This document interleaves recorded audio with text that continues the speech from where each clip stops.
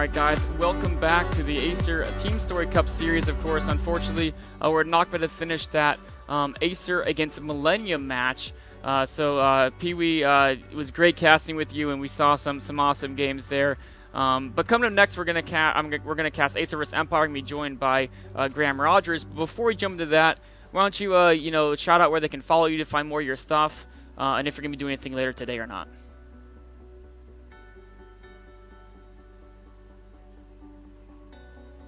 Okay, well I think we maybe... Can you hear me? Uh-oh. Or wait, maybe... Here we go. Alright. I think there's some issues with our connection really quickly. But Pee-wee does a great job casting. You can follow him on Twitter at PeeWeeDude. He's going to be letting you guys know exactly everything he does. He tweets about it. And then also of course... you can follow him on, he streams on his own Twitch. Of course, it's twitch.tv/Pee-wee, I believe. But he also, he'll jump on this stream. He'll jump on like Base Trade TV sometimes. He casts a lot of events and awesome guys. So please give him a Twitter follow at PeeWeeDude. And that's it for him. We're gonna do like a 30-second, just quick remission. Let me get Graham Rogers from Base Trade TV on with me. And then we're going to jump into casting Acer vs Empire.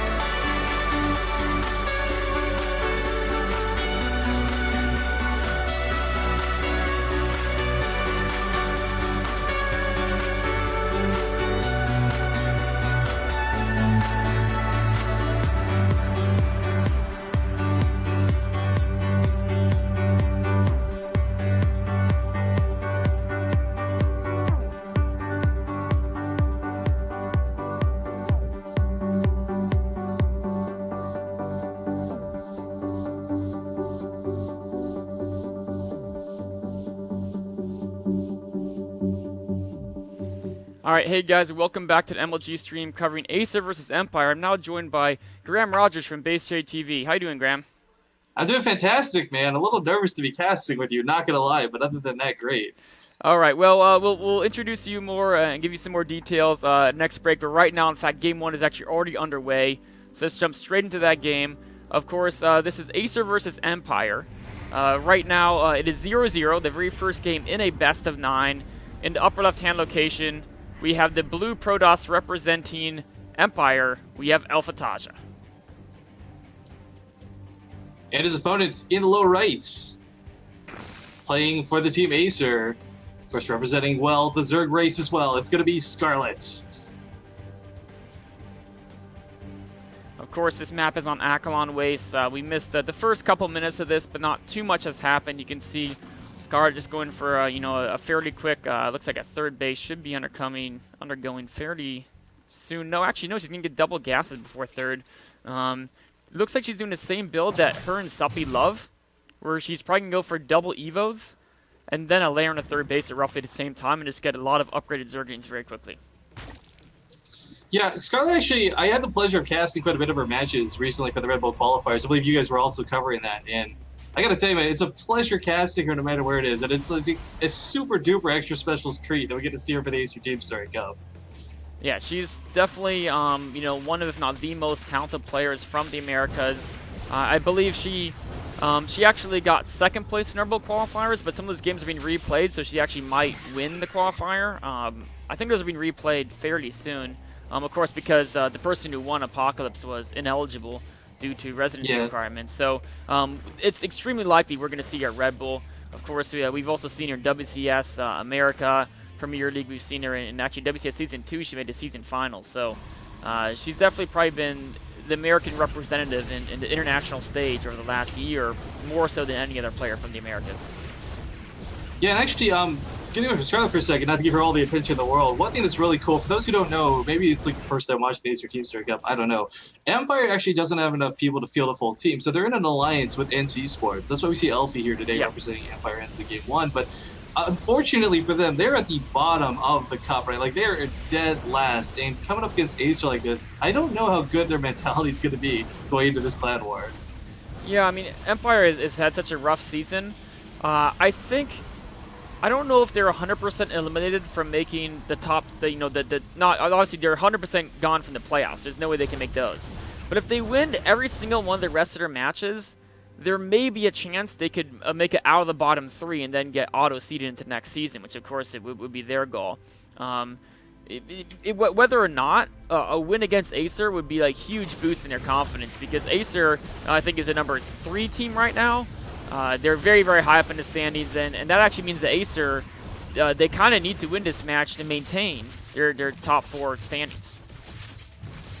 Well, we look at Scarlett's base right now. She is, of course, going for those 1-1 upgrades, and off 3 bases, she's going to be able to ramp up real quick. And then one thing all Protoss players, I think, struggle with is you expect Roach Hydra for that mid-game. It's kind of expected. By going for these melee upgrades, flooding with Lings, I don't think Elfi's the type of player to get caught off guard by this, but what he's currently got on the field is certainly not adept at handling. Game paused. And, oh. Yeah, it looks like there's a pause here. Hopefully, we've had some latency issues earlier in other series. It looks like it's striking again. Today is a day of bad internet. In fact, this stream was having all sorts of problems for the first, I think, 90 minutes or so of last series, as well as the players having problems. So hopefully there won't be too many issues with that. And your point about him not really being prepared to do all speedings is absolutely correct. Like, if you look at his army, it's 2 sentries and 1 stalker. So he's not moving on the map.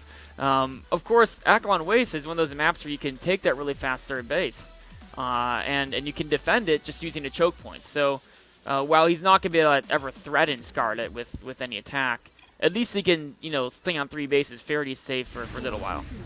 Yeah, force fields are pretty cool like that. Not a raised comment, by the way, but they will keep him in the game against anything that comes early. But with Twilight Council finishing up, I'm wondering if, okay, it's going to be for Blink. I gotta tell you, Blink's going to be a little bit hard to use against the composition Scarlett's going for. But of course, Elfi doesn't know that. We look at his vision, and there's been almost no scouting as of late. He got the initial 3rd hatchery scouted out, and that's fantastic. But beyond that, I don't think he has any clue this is coming. Well, he just now spotted that infestation pit, so that may tell him that it's not going to be Roaches or Hydralisk, because normally, well, it could be Roach Hydra going straight to Viper. That's pretty common too. But hopefully he can, swing that observer around a little bit more and potentially spot the fact that she's mostly on speed lanes. Another pause here. Yeah, really unfortunate. Actually, if you don't mind, just real quick over on the pause. I've never used the program we're utilizing right now to chat, and it sounds like you're really far away. Like, it's hard to hear you on my end. Is there anything I can do to fix that? No, it's probably our end. Let me move the... Is it coming through better right now, or...? Oh, like 1,000,000 times better, Okay. man. It was, the mic is positioned on a swivel chair, and it swiveled another direction. So, it was looking away from me, so that's probably you're hearing my voice bouncing off walls and then hitting the mic. But now we should be set. Hopefully we'll be good going forward. Just let me know if it ever gets an issue again, because something like this chair's like got a mind of its own, slowly rotating away. Yeah, it's the ghost of Axel Toss here. We'll try to put this cords going everywhere too, man. Our technology sometimes there's too many moving parts. But here we are, back in the game. Hopefully things will be more resolved at this point. Although it looks like, to me, it seems like it's still spiking a tiny bit. It is, but that's what I point out. That's like probably the longest in recorded history that it took rocks to get knocked down. Combination of the lag spikes and the pause and 2 sentries DPS. I mean, finally we see Elfi make the transfer to the 3rd. Yeah. And you know, one thing that Scarlett did this game, and that she does a lot of her games, is she tries to kill these rocks to make it harder for the Protoss to transfer those workers to the third base or to take it fast third base. And because the Mothership Core looked out for that, she was unable to stop the Nexus from going down. But what some Zergs can do is if you actually collapse these rocks before the Protoss can get a probe inside the third base, then all of a sudden they have to wait to kill the rocks, and then, I mean, his third would have been like 2 minutes later if he had to wait to get a probe in there until he actually killed the rocks to his third base from his natural. So that's a move to look out for if you're a Zerg player. If you have a couple extra Zerglings early on, you don't know what to do with them, just go ahead and attack those rocks by your opponent's third base to make it a little bit harder for them to take that so fast. Well, speaking of Zerg players, Scarlett is doing what Scarlett does best. Look at this creep spread on the map. You rarely see Protoss spread creep, or sorry, Zerg spread creep versus Protoss in the first place, but she is out of control. Already 50% of the map under her domain. And it's 11 minutes in. It's pretty brutal. The fourth base of Elfi, there's a chance that creep will actually get there before he can even think about taking it. That's going to be really unfortunate because, I mean, you know, you're Protoss. You can play comfortably off third base. It's one of the strengths of your race, but you never want to be limited. You don't want to be forced into that sort of situation. Unless he starts clearing up something. I mean, when he starts moving on the map, this creep's going to get taken care of pretty quick. But until that point, this is just almost, if you guys know nothing about the game, looking at the map, seeing all the purple, all the red, you can kind of tell who's been in control of the game up to this point. Yeah, it's definitely been Scarlett, and you know, looks like another pause here. Hopefully these issues. The internet, man, today's is not a good day for the internet. Hopefully, you know what? Actually, WCS Season 3 Finals is starting. I think in a couple hours, right after this, pretty much. And hopefully the internet is not having troubles globally because that would be a problem. Looks like we may do a recover game because there may be. You know, sometimes if you restart the computer, that's a universal fix for all solutions. So we may have to leave this game. Yeah, there we go. So we're gonna jump out of this game. We're gonna try to get to the recover game screen as well. But you know, one quick point before we can see if that works is you were talking about how Protoss can often play comfortably off three bases, and that's definitely true if the Zerg's going like Roach Hydra. But the way Scarlett's playing, she's going straight to Ultratus. And she's going to have, you know, a lot of economy behind that. Now, there is going to be, you know, Elfi might try to go for a timed attack right before Ultra's hit or when there's a small number. But if the time attack fails or whatever, he's definitely going to need a fourth base. And if he just straight out attacks without even paying attention to creep maybe on the left side of the map, that could sneak in and block that fourth base potentially. And that could be a really big issue. All right. Well, I don't know protocol. Are you guys going to... Do you do ads between this, or like are we just waiting? No, I mean if it goes on forever, you know, we get tired of talking.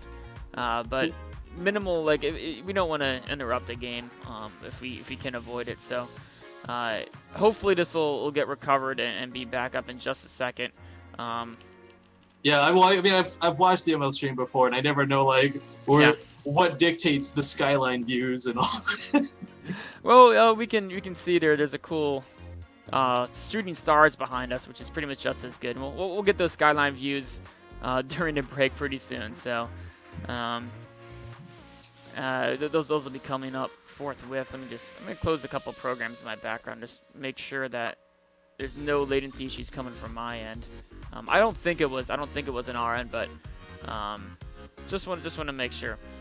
Hey, does my microphone sound different now? It does. Fantastic. Someone on stream said I sound like an elevator shaft. I figure this program must be picking up the wrong one. So hopefully this is. Yeah, you're definitely coming through better now.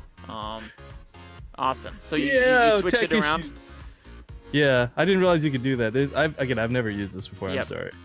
Of course, we're using Zoom. It's a free service over the internet as a Skype alternative. Of course, some reasons not to use Skype. Skype is actually great to use a lot, but for example, like Daishi.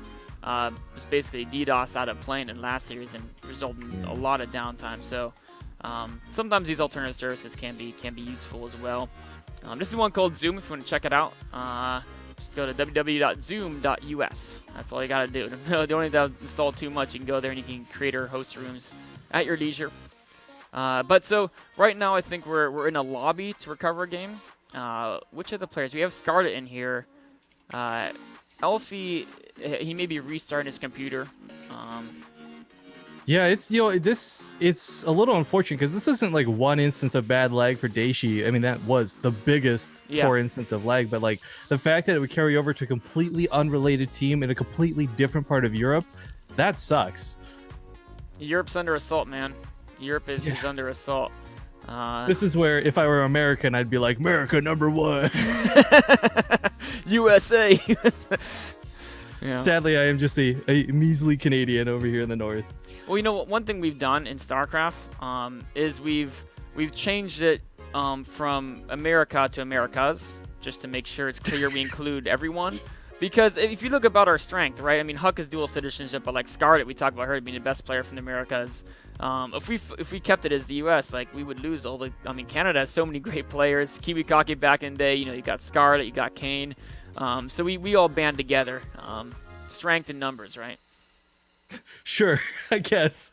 At least that's what we try.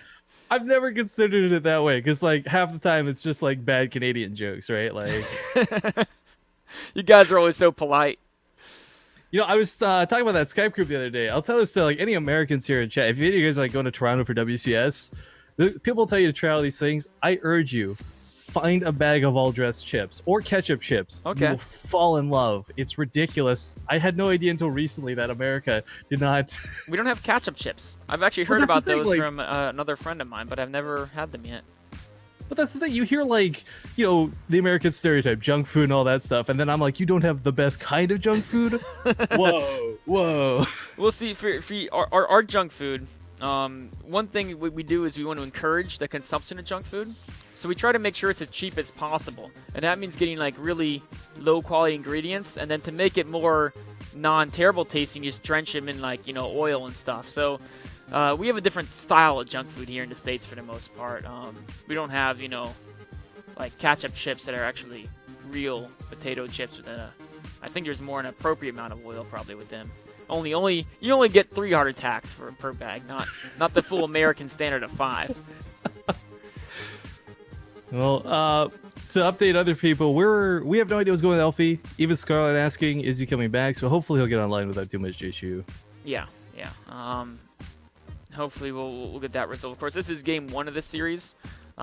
This is a best of 9, the Acer TeamStory Cup between Acer and Empire. We talked about earlier, Empire at the very bottom of the standings in the league. So, in fact, let me actually bring up the exact. Let me see if I can find the exact stats of what's currently going on, because I want to figure out, is it possible for Empire to not be in the bottom 3? I don't know, but just to interrupt you real quick, we did have Elfi actually just join the lobby, Okay. so we may actually be able to get started here in hopefully not too much time. It'll still take a few minutes to catch up yeah. in game time. So we'll let them get started. But really quick, while that's getting started, Empire is 0-5 right now. But there's 9 matches in the group stages. So in theory, if they win their next 4, a score of 4-5 should be good enough that they wouldn't be in the bottom 3. They're not going to make playoffs, but it should be good enough to put them in the close enough to the middle of the pack where they auto-qualify for next season. But if they lose this 0-6, I think that may be the point of no return, where they're kind of stuck to be those bottom 3 spots and having to try to re-qualify, which is tough. Especially, I mean, right now you talked about this kind of an allegiance between Empire and NC. Can that allegiance withstand a crushing defeat in the group stages? Well, what kills me too is like Happy is, in my opinion, one of the better Terran players out there, and he's stuck in this team where I don't want to say it was like he's got Cass, he's got Braddock, there's other strong players on the team, but the results are the results, and you can't really argue with them. Yeah, I'm checking through some of their past games, or their past matches, and they've had a tough time. Like Happy, actually, he's mostly losses. Like as good as he is, and he's one of those. I mean, a lot of people say he might be the best Terran player in Europe. I've heard some people say that, but he hasn't really been winning too much. Braddock's won a couple games to their team, but for the most part, you know, like when they went up against Mouse Sports, Vortex just killed 4 of them in a row. When they went up against Invictus Gaming, Max said took out most of their team. When they went up against Western Wolves, Czech took out most of their team. Happy lost to Czech as well. It seems like they don't... You know what? They have a lot of strong Terran players, but it could be that in a team format like this, where it's a King of the Hill, I'm not sure if they have the sniping players. Like, they have the guy who's like, this one matchup, I can crush anyone. So if we're up against Innovation, that's all right, because we have one guy who's super good against Terran, right? They may be lacking those kind of snipers, except for, I guess, Elfi and PvP would be an exception.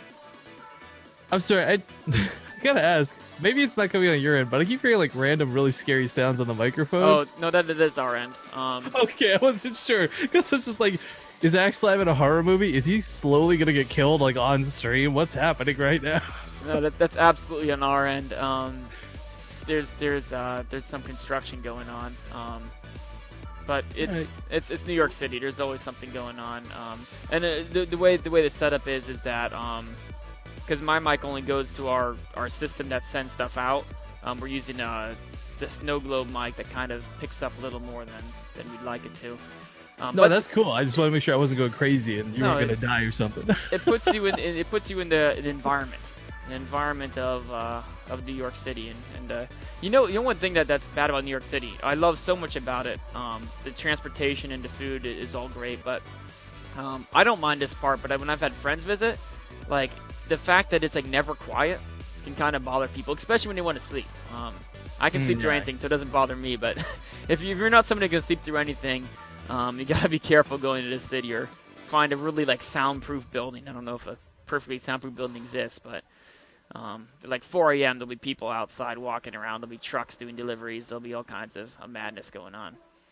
Yeah, I live in pretty much the middle of nowhere. It's actually part of the reason why I'm into casting, but there's like farmland all around me, so I don't suffer from those problems. Yeah, I mean, every place you live in can be different, of course. That's the great thing about, interacting with the online community, through StarCraft, through Twitch chat, whatever it is you can connect with people from all around the world and kind of learn a little bit about how life is. I mean, for this example, today we can see life in Europe is rough with the internet today.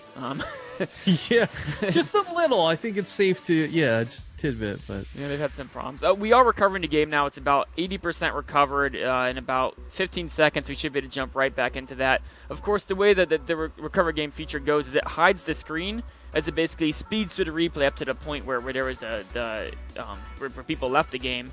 But it hides it so no one can see what's going on, and then once it's caught up, it'll speed through it in times 8 speed and get right back in the game in pause mode. So right now, we're in the game, and we can move around, but it's paused until the players are ready. It gives a 3, 2, 1 countdown, and all of a sudden, boom, we're back in the game.